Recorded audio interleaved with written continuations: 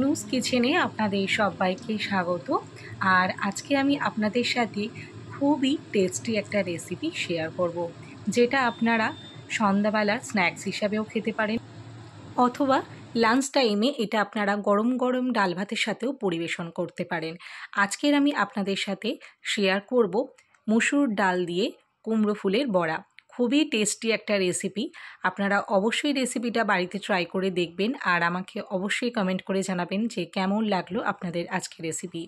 তো রেসিপিটি বানানোর জন্য প্রথমেই লাগবে কুমড়ো ফুল। তো আমি এখানে দেখুন সুন্দর একদম ফ্রেশ কুমড়ো ফুল নিয়ে চলে এসেছি। এটা কিন্তু একদম টাটকা টাটকা নিয়ে সঙ্গে সঙ্গে কিন্তু করতে হবে, ফ্রিজে রেখে দিলে কিন্তু এগুলো নষ্ট হয়ে যায়। তো এবারে আমি ফুলগুলোকে দেখুন ছাড়িয়ে নিচ্ছি ডাঁটি থেকে। সমস্ত ফুল এরকম ডাঁটি থেকে ছাড়িয়ে নিতে হবে। এবার আমি দেখুন ফুলের যে অংশগুলো আমি ফেলে দিচ্ছি, ঠিক আপনারাও এইভাবে ফুলের এই অংশগুলোকে ফেলে দেবেন। এই যে বাইরের যে এই সবুজ যে অংশটা আমি দেখুন ফেলে দিচ্ছি, আর ভেতরে একটা এরকম হলুদ রঙের যে এই যে ফুলের যে ভেতরে থাকে সেটা কিন্তু ফেলে দিতে হবে। এই যে দেখুন বাইরের যে সবুজ এই অংশগুলো কিন্তু আমি ফেলে দিচ্ছি।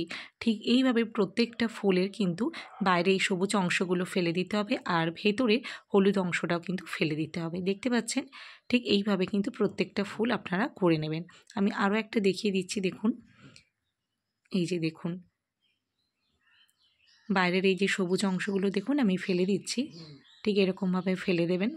আর ভেতরের যে হলুদ অংশটা এই যে দেখুন এটাও কিন্তু ফেলে দিতে হবে। এইভাবে প্রত্যেকটা ফুল থেকে এগুলোকে বার করে ফুলটাকে ভালোভাবে পরিষ্কার করে নেবেন। তারপরে একটা বোলের মধ্যে জল দিয়ে ভালো করে ফুলগুলোকে ধুয়ে নেবেন, কারণ ফুলের মধ্যে অনেক কিছু ময়লা থেকে থাকে, তো সেই জন্য আমাদের ফুলটাকে কিন্তু ভালোভাবে ধুয়ে নিতে হবে জল দিয়ে। তো দেখতে পাচ্ছেন আমি জলের মধ্যে ফুলগুলোকে দিয়ে হালকা হাতে একটু ভালোভাবে ধুয়ে নিচ্ছি। তো এবার লাগবে মুসুর ডাল। তো আমি এখানে এক বাটি মুসুর ডাল আমি 1 ঘন্টা আগে জল দিয়ে ভিজিয়ে রেখেছিলাম। তারপর জলটাকে ভালো করে ফেলে দিয়ে তারপরে এই মুসুর ডালগুলোকে আমি মিক্সির মধ্যে নিয়ে নিয়েছি, আর দিয়ে দিয়েছি একটা বড় সাইজের পেঁয়াজ 4 টুকরো করে, আর দিয়ে দিয়েছি 3টে কাঁচা লঙ্কা। সব কিছুকে খুব ভালো করে পেস্ট করে নিতে হবে। আর এই যে দেখতে পাচ্ছেন আমি কড়াইতে দিয়ে দিলাম সাদা তেল বেশ কিছুটা পরিমাণ। এবারে এই তেলটা যখন খুব ভালোভাবে গরম হয়ে যাবে তখন এই মুসুর ডালের এই পেস্টের মধ্যে দিয়ে দিতে হবে একটু সামান্য লবণ, আর তারপরে হাত দিয়ে ভালোভাবে মেখে নিতে হবে। তারপর এই ফুলগুলোকে একে একে সমস্ত এই পেস্টের মধ্যে ভালোভাবে মেখে তারপরে এই গরম গরম তেলের মধ্যে দিয়ে দিতে হবে। যখন তেলের মধ্যে দেবেন তখন গ্যাসের ফ্লেমটা একটু মিডিয়ামে রাখবেন। তারপর একে একে সমস্ত কুমড়ো ফুল এইভাবে মুসুর ডালের পেস্টের মধ্যে চুবিয়ে তারপরে এইভাবে তেলের মধ্যে দিয়ে দিতে হবে। আর এই সময় গ্যাসের ফ্লেমটাকে একটু মিডিয়ামে রেখে প্রথমে 3-4 মিনিট একটু রেখে তারপর আবারও এটাকে উল্টে দিতে হবে। তো দেখতে পাচ্ছেন আমি এটাকে উল্টে দিচ্ছি। এরকমভাবে ভালো করে উল্টে পাল্টে একদম সুন্দর গোল্ডেন ব্রাউন কালার হয়ে গেলে তারপরে কিন্তু তেল থেকে ছেঁকে তুলে নিতে হবে। এটা খেতে এতটাই ভালো লাগে যে আপনাদেরকে আমি এটা কী বলবো, মানে যদি এটা আপনারা বাড়িতে না বানিয়ে খান তাহলে কিন্তু বুঝবেন না।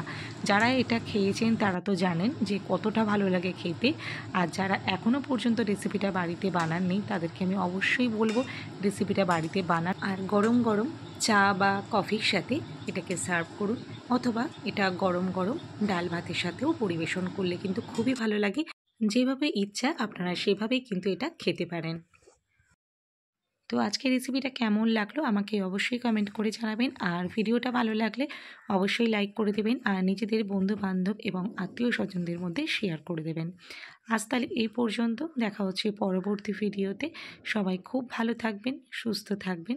ধন্যবাদ।